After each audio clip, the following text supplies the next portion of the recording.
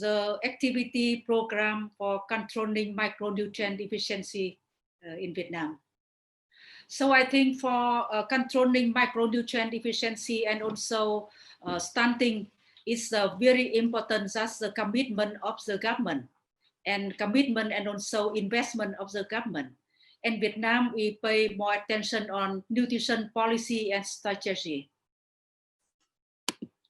Since 1995, we have the first ISFAN, and it is very important document for Vietnam in controlling of malnutrition in Vietnam.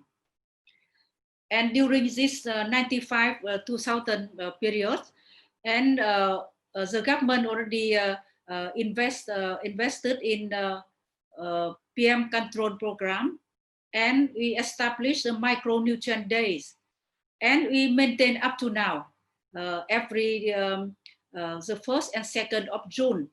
Just children from 6 to 36 months can receive high dose vitamin D capsule up to now. And also iron supplementation and also in-service training.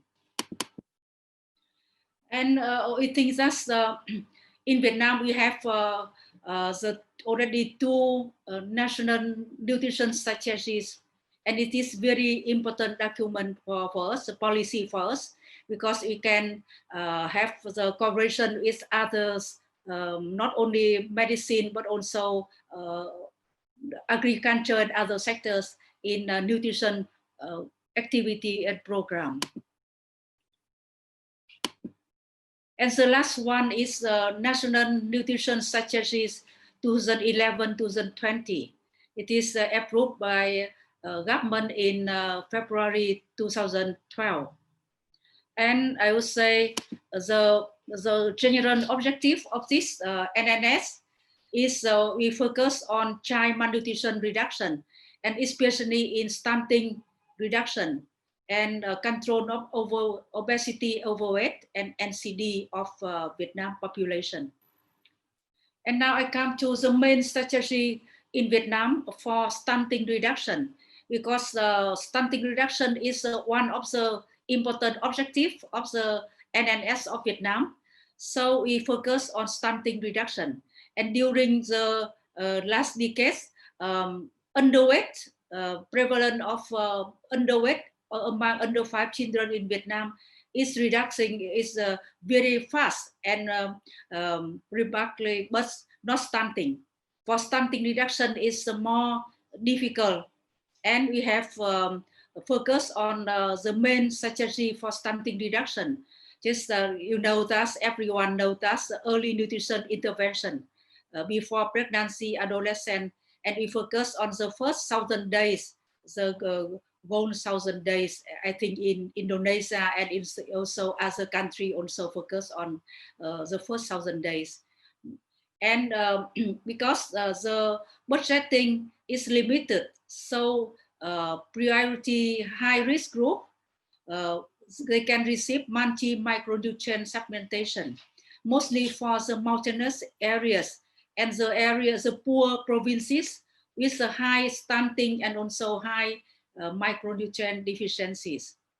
And we focus on food fortification and communication and capacity building for nutrition.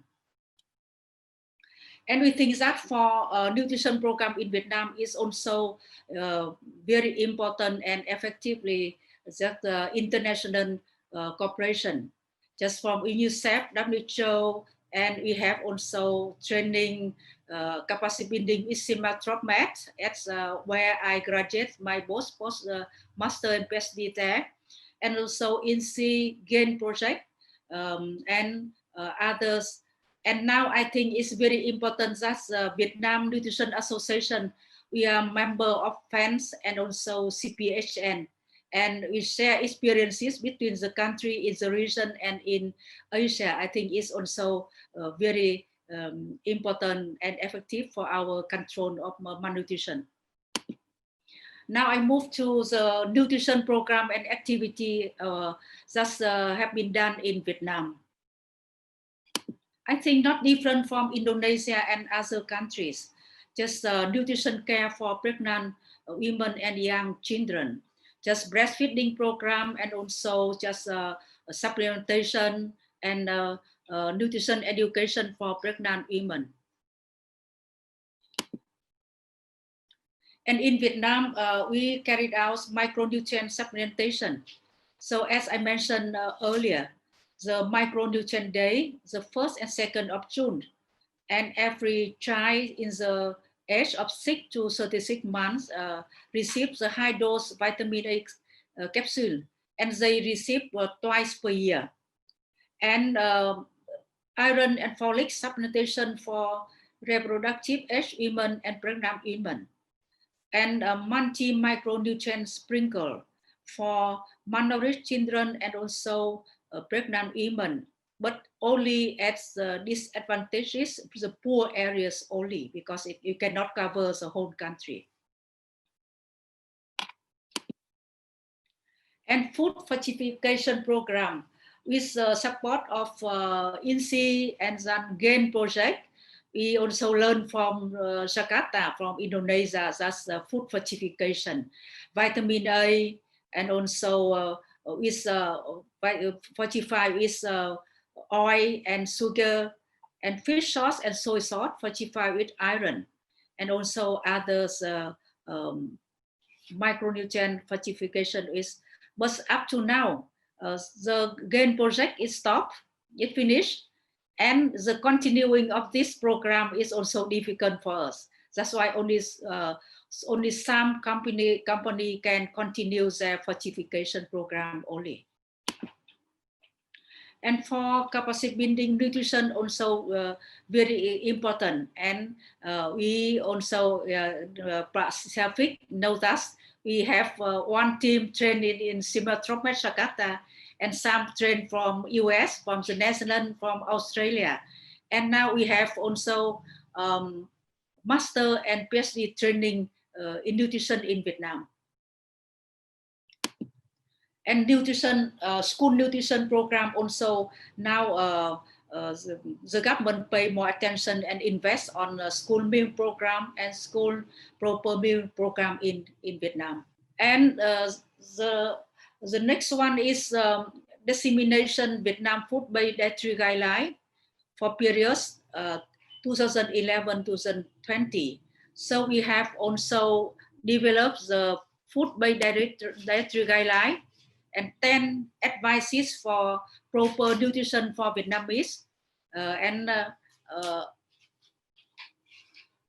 it is a very important education document for Vietnam. For you can see this at the Communal Health Center and also other place of Vietnam.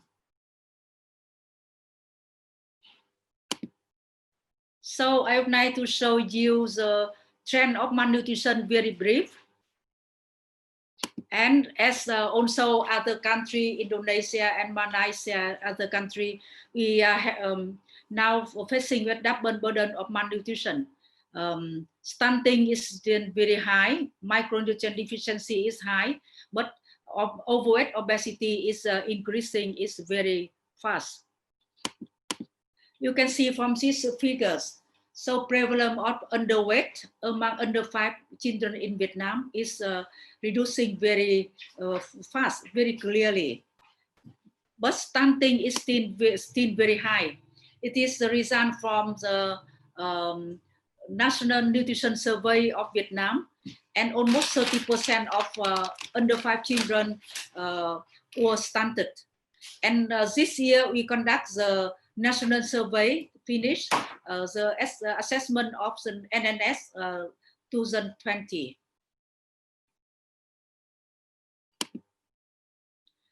And if from this figure you can see the trend of PM control in Vietnam. In the data from 1985, 50% of under 5 children were underweight, and almost 60% of under 5 children were stunted. It's very high. But now we can see the data from underweight only more than 10%, and Now only 23% of children was stunted.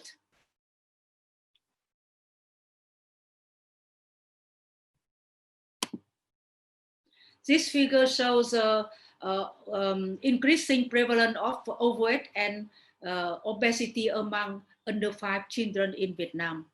And especially in the big city like Ho Chi Minh City and Hanoi, is prevalence of stunting, of overweight and obesity is increasing very quick. In the year 2000, just only almost 4% of under 5 children were overweight and obesity, but 2010 only 3 times higher. And also for children primary school from 6 to 9 years old, and prevalence of overweight and obesity increasing very, very fast, just double increase the prevalence of overweight and stunting, overweight and obesity. Now I move to micronutrient deficiency among children and women in Vietnam.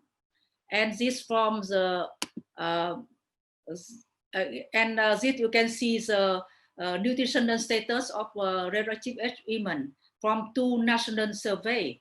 So CD, that's undernutrition is a reduction, but obesity is increasing in Vietnam among the women in Vietnam.